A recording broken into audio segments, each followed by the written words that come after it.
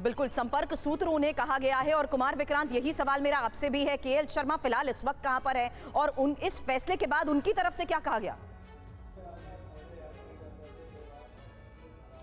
ये देखिए, किशोरी लाल शर्मा के बारे में मैं आपको बताऊं कि ये लुधियाना के रहने वाले हैं और 22 वर्ष की उम्र में जब ये यूथ कांग्रेस एनएसयूआई में थे, उस वक्त राजीव गांधी ने इनको चुना था अमेठी के एक विधानसभा को संभालने के लिए, वहाँ चुनाव प्रचार के लिए। और वो दिन है और आज का दिन है। और किशोरी लाल शर्मा, लुधियाना के किशोरी लाल शर्मा, यूथ कांग्रेस एनएसयूआई के किशोरी लाल शर्मा अमेठी रायबरेली के होकर रह गए। चुनाव दर चुनाव आते गए, चाहे कैप्टन सतीश शर्मा रहे हों, राजीव गांधी रहे हों, सोनिया गांधी रही हों, या सतीश शर्मा जब रायबरेली गए, प्रियंका गांधी, राहुल गांधी जब जब यहाँ आए, किशोरी लाल शर्मा साय की तरह लगातार साथ रहे। यहाँ के कार्यकर्ताओं में, यहाँ के नेताओं में मैनेजमेंट देखना, सबसे बात करना, सोनिया गांधी के सांसद प्रतिनिधि के तौर पर किशोरी लाल शर्मा रहे। तो अमेठी और रायबरेली में गांधी परिवार और अमेठी और रायबरेली की जनता के बीच जो कड़ी रही वो लगातार किशोरी लाल शर्मा रहे। ऐसे में गांधी परिवार को ये लगा कि जब सोनिया और इंदिरा की विरासत पर कांग्रेस के जो भविष्य हैं राहुल गांधी,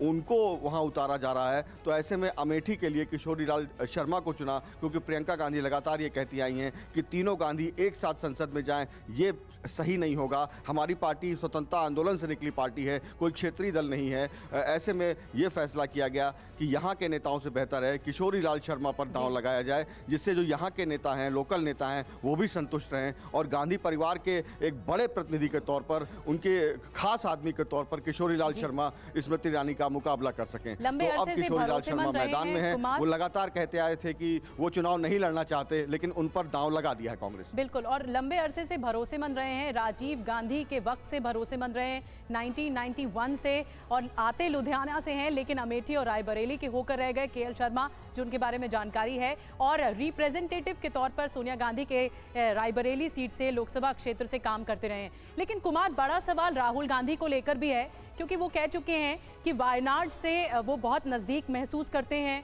वायनाड छोड़ना नहीं चाहते हैं।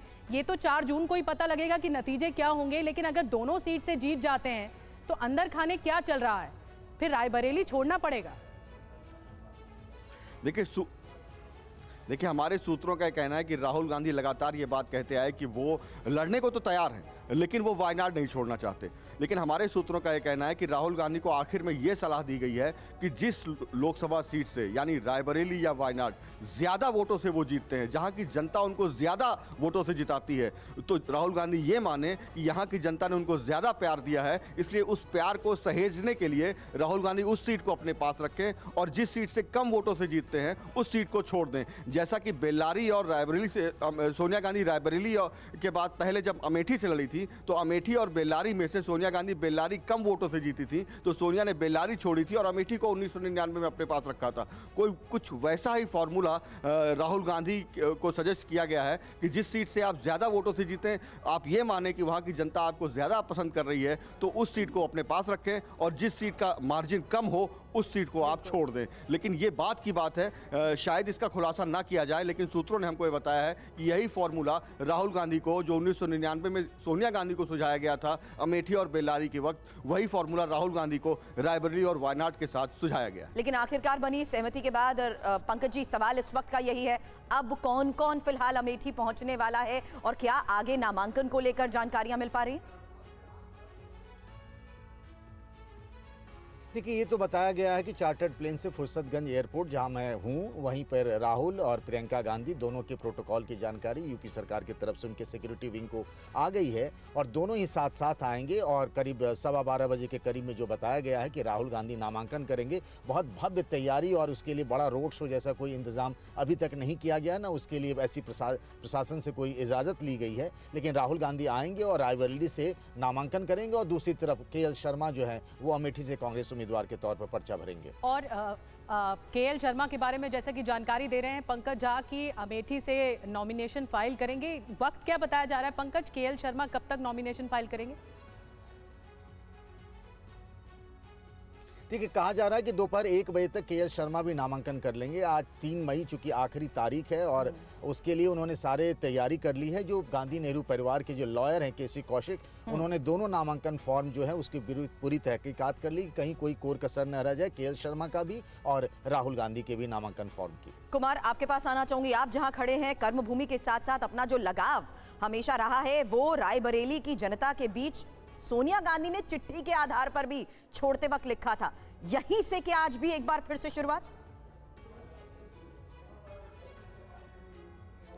जी बिल्कुल, वो खास चिट्ठी अगर उसको पढ़ा जाए, सोनिया गांधी कहती हैं कि जब मेरे पति नहीं रहे, मेरी सास नहीं रही, उस वक्त में जब मैं राजनीति में आई तो यहाँ के लोगों ने मुझे खास प्यार दिया, मुझे जगह दी, तो वो बना रहे भविष्य में भी और परिवार का जुड़ाव यहाँ से रहेगा। इसी का हवाला सोनिया गांधी ने राहुल गांधी को दिया कि आप अमेठी नहीं रायबरेली से लड़िए, इंदिरा गांधी की विरासत, मेरी विरासत आप संभालिए। उसके बाद ही राहुल गांधी यहाँ से चुनाव लड़ने के लिए तैयार हुए, क्योंकि राहुल गांधी लगातार ये कहते आए थे कि वो 2 जगह से चुनाव नहीं लड़ना चाहते हैं। वो चाहते नहीं हैं कि कोई एक सीट छोड़ें और वहाँ खराब संदेश जाए। लेकिन सोनिया आखिर में खड़गे लगातार सोनिया गांधी के संपर्क में रहे कि कम से कम 2 में से कोई एक गांधी तो लड़े, और कोई एक गांधी लड़े तो राहुल गांधी को सोनिया गांधी ने कहा कि आपको रायबरेली लड़ना होगा। विरासत की बात है, ये परिवार की बात है, और ये मैंने खत में भी लिखा था। और एक अहम बात मैं आपको बता दूं कि रायबरेली वो जगह है जहां इंदिरा गांधी के पति फिरोज गांधी भी यहां से चुनाव लड़ चुके हैं, और इसीलिए कहा जा रहा है कि यहां पर परंपराएं बहुत अहम होती हैं। आप ये घर देखिए, आपको क्या लगेगा कि कोई पूर्व प्रधानमंत्री इंदिरा गांधी यहां पर आती थी, यहां रहती थी, लेकिन एक सामान्य ऐसा घर है, ठीक तरीके से पोताई भी नहीं है। और लेकिन जब भी इंदिरा गांधी नॉमिनेशन फाइल करने जाती थी, उसके पहले गुरु जी का घर कहा जाता है, ये गया प्रसाद शुक्ल जी का, यहीं से हवन होता है, और आज भी यहाँ हवन होगा, यहाँ पूजा पाठ होगा। और उसके बाद इंदिरा गांधी के बाद सोनिया गांधी की तस्वीरें मैंने आपको दिखाई कि कैसे यहाँ पर हवन पूजन कर रही थी, और किशोरी लाल शर्मा पीछे बैठे हुए थे। और आज जब राहुल गांधी नॉमिनेशन फाइल करने जाएंगे तो वो यहीं पर पहुंचेंगे, यहीं पर हवन होगा, और फिर वो नामांकन दाखिल करने जाएंगे। तो परंपराएं, परिवार, विश्वास और आपसी प्यार, ये रायबरेली और गांधी परिवार का रिश्ता है। उसके लिए राहुल गांधी, सोनिया गांधी, प्रियंका गांधी रायबरेली पहुंच रहे हैं, और यहाँ पर हवन करने के बाद गांधी राहुल परिवार गांधी की बड़ी नॉमिनेशन सीट दाखिल रही, करेंगे। परंपरागत सीट रही, ट्रेडिशन जुड़े हुए हैं इस सीट से। इसी वजह से गांधी परिवार ने ये फैसला लिया नामांकन के आखिरी दिन जाकर कि चेहरे तय हो गए हैं, और रायबरेली से राहुल गांधी चुनाव लड़ रहे हैं, और अमेठी से केएल शर्मा को मौका दिया गया है। अमेठी में केएल शर्मा वर्सेस स्मृति ईरानी का मुकाबला देखने को मिला। बहुत बहुत धन्यवाद पंकज, आपका नामांकन का दिन है, तस्वीरें दिखाते रहेंगे दर्शकों को।